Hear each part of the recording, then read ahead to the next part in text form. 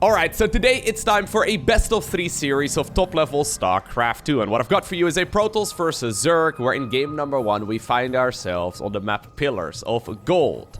Spawning here in the top right-hand corner and playing with the blue Protoss probes from South Korea, we have one of the most exciting Protoss players in the world, and he goes by the name of PartinG. Now, I would say 99 out of 100 games that I've casted on this particular map, they start with a pylon right around over here. We'll have to keep an eye out on exactly what the man is planning, because his opponent in the opposite corner, playing with the red Zerg drones, likewise also from Korea, he goes by the name of Ragnarok. Is this what I think it is? Oh, hell yeah. Okay, it's gonna be a Forge First right here from PartinG. Now, PartinG is very well known to go for cheeky build orders, okay? As I've said a million times at this point, the scariest cheesers are the ones that can actually play macro. And this is exactly what I mean, right? PartinG, one of the best micro players in the world, has decided that, you know what, I'm just gonna go ahead and build up a pylon right over here at the back of my opponent's mineral line. The pylon does get spotted over here, but I feel like... Okay, there's gonna be one drone that's coming out. I feel like it's already a little too late. Yeah, you can... Yeah, exactly. You can create a wall over here, and that photon cannon is perfectly tucked away. Even though it looks like there's a couple of gaps in between the structures, there's absolutely no way that Zerg is gonna be able to stop this cannon rush from coming up. Now, obviously... Ooh, is he... Oh, he's even gonna steal the gas. Okay. One of the more common follow-ups from Zergs is to go for a Roach Warren after the spawning pool finishes. But obviously, if you want to go Roaches, you also want to go Ravages, right? To try and Corrosive Bow whatever you can down. At this point, I mean, without the second gas, he's not gonna be able to pull that off. So what exactly is gonna be the follow-up at this point for Ragnarok? This is already, okay, a really nice situation for PartinG to be in. So, he indeed cancels the natural. That makes a lot of sense. Another photon cannon will be coming up. There's now going to be another hatchery over here a little bit north of the main base, which you got to walk all the way around in order to get over there. And apparently, is he going to send another drone to another base? I think he is, yeah. So we have Ragnarok now double expanding in different locations out on the map. Most of the time, we see the Ravager follow-up, but I mean, like I said, with the second gas being taken right now by PartinG, that's not really a good option. So I don't actually exactly know what Ragnarok is planning on doing here. He's got to go link speed, okay? He's leaving the drones in the gas as well. He's already actually at over 100 right now. That gateway over there, by the way, did produce a Zealot here too. Don't think he's really expecting to get a whole lot done with that Zealot. I mean, 4 Zerglings are gonna be enough to deal with that Zealot, but I mean, obviously, if you get it in a nice choke point over here, the Lynx are gonna take quite some time before they can actually pick that off. Queen now has a follow-up as well, but look at this. PartinG is actually doubling down on this. So he doesn't know at this point, by the way, that there are other expansions taken by the Zerg.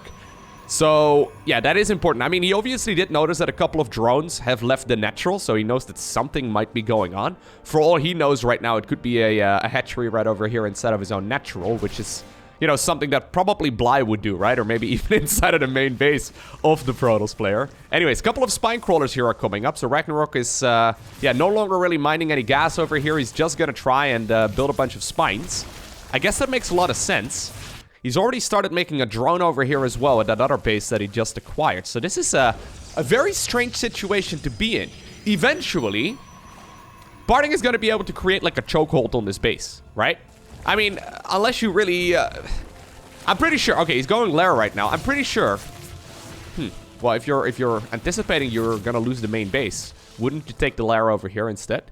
Anyways, I'm pretty sure that as long as he keeps producing units, especially with Warp Gate now already being, well, about 90% of the way done, couple additional gateways coming up, Twilight Council as well, I'm pretty sure that Protoss is going to be able to overwhelm this base here eventually.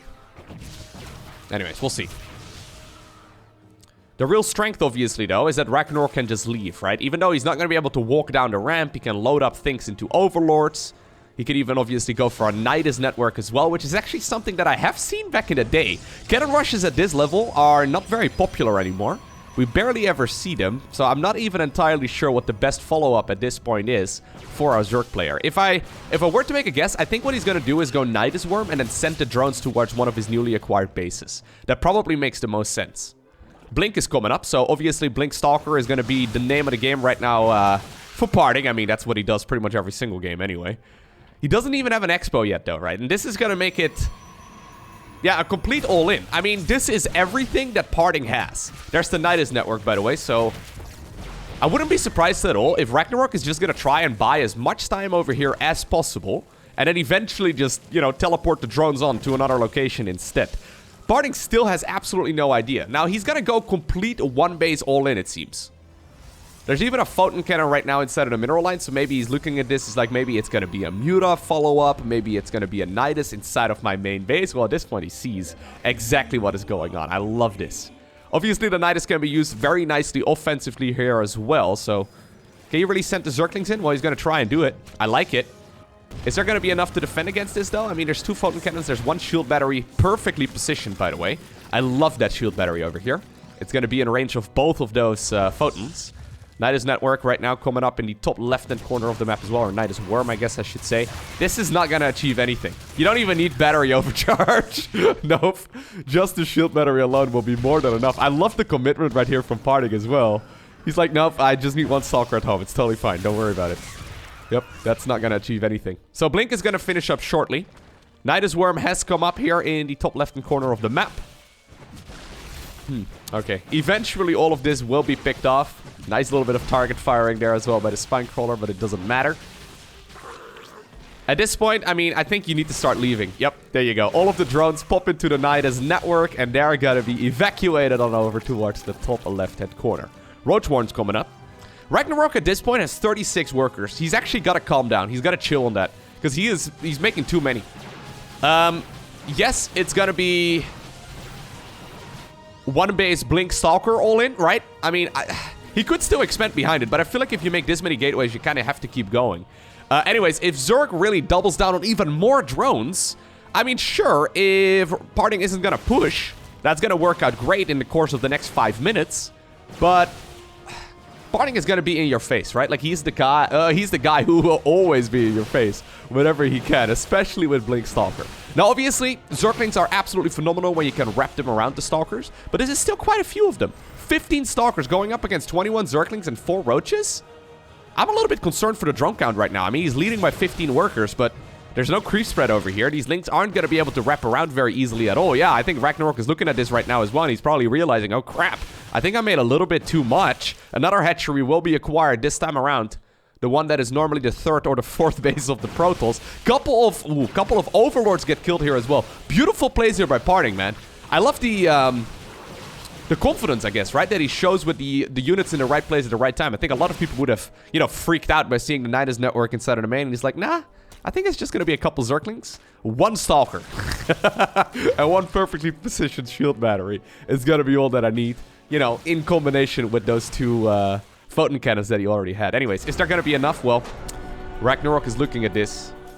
If we back off for just a little bit, you can see exactly the situation that the Zerg player found himself in. This is the Protoss player who's probably got the best Blink Stalker micro in the world. And when there's about as many Stalkers as Zerglings, I mean, I know some of you look at this and they're like, you know what, this might actually be playable. No. Especially since Ragnarok right now is pretty much no larvae. He's hit a massive supply of luck. He's forced to make a couple of Overlords. PartinG would just continuously warp in more and more stuff. Alright, so there we go. Game number 2 will take place on a Romanticide. Maybe a bit of an early GG right there by Ragnarok. I would have liked to see a little bit of Blink Stalker micro as well, but I guess Ragnarok was not feeling, you know, like rubbing more salt in the wound. It's painful enough as it is. I gotta say though, I'm a big fan of seeing this strategy pop up again. Now, I know if you're going up on the ladder, okay, if you're facing me on the ladder, please don't cannon rush me, because I know that I don't really enjoy playing against it. But I do like seeing this strategy pop up again at this high of a level of StarCraft, because it's so uncommon. And once again, actually, would you look at that? No, really? High ground pylon? Okay, no, it's just gonna be a gateway first. One of the strategies that you can do as a Zerg, yes, is go for the 3rd base first rather than the natural. This is the counter that Zerg players came up with a couple of years ago when someone called Haas was dominating well, not dominating, but he was doing really well in tournaments, playing very, very cheesy build orders. And it turns out one of the strengths of the cannon rush is not only that you can deny your opponent's natural expansion, you can also, you know, contain them on 1 base. So actually, look at this, there's still a forge. No, PartinG, what? Wait, PartinG, you haven't even seen the expo. Oh, he knows. He is playing Ragnarok like a fiddle. Is he gonna see that from the high... Oh, he is playing him like a fiddle. Okay, so the Overlord did not see that probe. So PartinG knows, or Ragnarok does not know, rather, at this point, that PartinG knows that there is indeed a third base acquired first. Well, there it is. Another pylon. There's going to be the photon cannon. This is not going to be enough surface area to force the kill on that with two, or the council, I guess. With you know, 2 drones, you're not going to be able to make that. There's a gateway right now coming up as a follow-up. This is a very intelligent cannon rush, okay? Like, PartinG got to the other side of the map, and for all he knew, it could have been a 1-base opener from Zerg. But I guess if it would have been a 12 pool or a 14 pool or something along those lines, the Zerglings would have already been out. So he knew at that point, even without really seeing the hatchery being taken over there, that it had to be a hatch first opener from the Zerg, or he would have completely missed them on the minimap, right? Or he would have, like, completely gotten overwhelmed, I guess, and at that point it's GG. Roadwarn does get spotted, okay. So it is going to be that quick second gas from our Zerg, so he's going to be able to go Ravagers this time around. With the speed right here, though, of that gateway first, right, you're going to be able to get the Cybercore much quicker, and with that, obviously, the Warp Gate upgrade as well, if you start it up right away. This is going to be a good minute or so sooner than we saw it last game, so you can get yourself a lot of units out. That pylon is part of the wall-off over here as well. PartinG can just make a photon cannon on top of that high ground, too, if he wants to. Shield battery comes up, so what I'm trying to say, by the way, is that if these Zerglings decide to go across the map, I mean, yeah, one thing right over there. It'll be more than enough. Anyways. Shield battery and a photon cannon over here. Stalker's already out as well. Warp Gate is going to finish up over the course of the next, I would say, 30 seconds or so. Photon cannons are never going to be in range of hatcheries, okay? So, like, if you build a photon over here, it's not going to be in range of the hatchery. Roach is actually popped right now, but shield battery is already done. It almost got picked off right there by Brenda, the queen. Spinecrawler comes up. Ragnarok did make a couple of drones over at the third base as well. Few drones will be picked off here too. Okay, nice target firing there by PartinG. He backs off once again to the safety of the shield battery. Ravagers, though, do manage to corrosive bile right now. That one photon cannon, or sorry, the one shield battery, as it was already damaged earlier. Gotta be so careful, though. If PartinG manages to pick up those low HP Ravagers, this is going to be pretty good for him. There we go. Okay, did he even target fire right there with the photon cannon? I think he did. And this is... this is not looking good. This is not looking good at all for Ragnarok. He doesn't have enough, no. That was really dirty. So this is the point at which Ragnarok GG's. If we look at the current situation, the main base is basically dead. Right? So, Warp Gate is done. He's going to be able to start warping in 2 Stalkers at once. With the amount of economy that Ragnarok has, sure, he's going to be able to start producing roaches and stuff, and that's going to be fine and dandy. The problem is that whenever PartinG takes any damage right here on these Stalkers, he's just going to walk them back right here to these additional shield batteries that he's producing right now. So he's not going to lose any Stalkers, whereas Ragnarok is going to get picked apart over the course of the next couple of minutes. So sure, he could, like, stay in this game for a little bit longer, but the cannon rush, it already worked.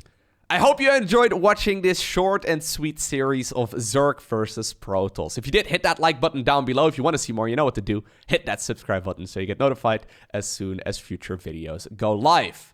But for now, thanks for watching. Have an awesome day. Don't forget to smile, and I'll see you once again in the next one.